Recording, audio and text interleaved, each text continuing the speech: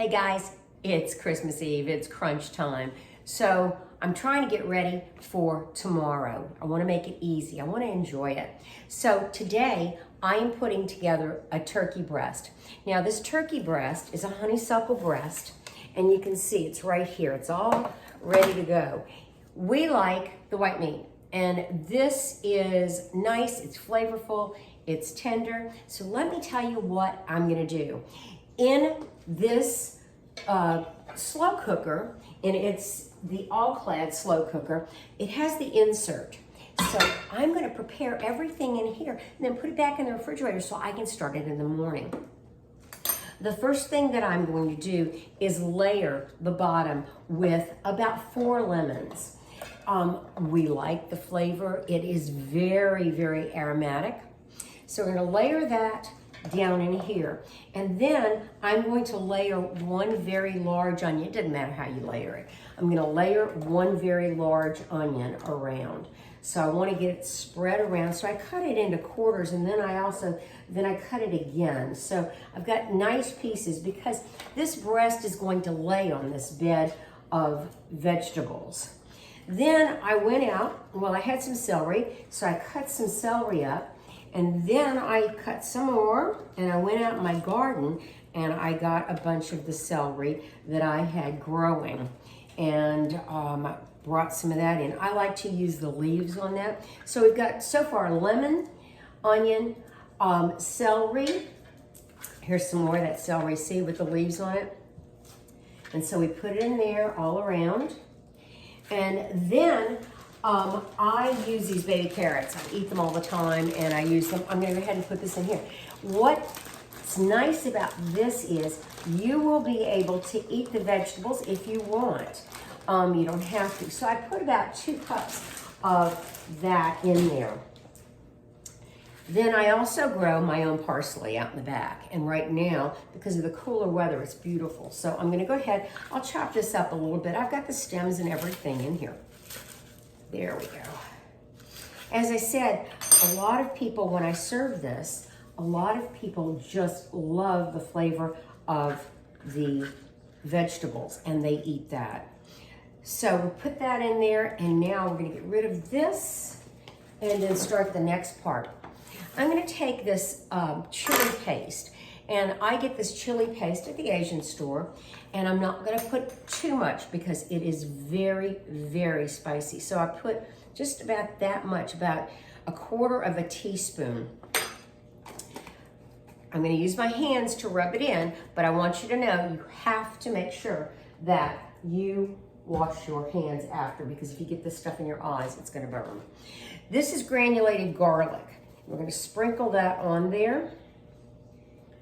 All right, and then we're going to take salt. I'm gonna put that on there. And then we're gonna do black pepper. Sometimes I use crushed red pepper also. And I like a lot of pepper on there to give it a lot flavor. So we're gonna rub that in. Then we're gonna turn this over, and it's still got the skin on it. We're gonna turn it over, get more of that, and season the back of it. All of those aromatics are going to really make a great flavor. It's gonna keep this moist. So we'll start this probably about 10 o'clock tomorrow.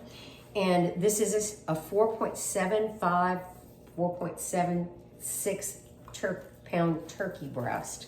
It was a great deal. You can also get crazy and put a little butter underneath the skin. If you want the skin browned, it'll be brown, but if you want the skin browned, the nice thing about this is this insert is metallic, and it can go right into your oven, and you can brown it at the last minute. So we're gonna put this in here. We haven't finished yet. We're gonna take that rest of that seasoning that is sitting in that pan, put it in there. I'm gonna wash my hands really quickly. Remember, anytime that you touch poultry, anything like that, you wanna make sure you're very clean, and you'll wipe your cabinets down. The next thing I'm going to do is take some sage and sprinkle the sage around. There we go, and a little bit on top. And then I'm going to add, on top of this, I'm gonna put a little bit of olive oil. Now, Chelsea, our oldest daughter, cannot have gluten. And so what happens with that is that we can't do flour and we can't do anything like that. So we need to make sure that when we do this, that there's no flour, we watch any type of broth that we use, anything like that. So instead of using, say, a box broth, or stock, what we're gonna do is use white wine. And of course, wine has no gluten. We're gonna go ahead and put this in here. Now, sometimes it'll pick up a little bit of an acidic taste.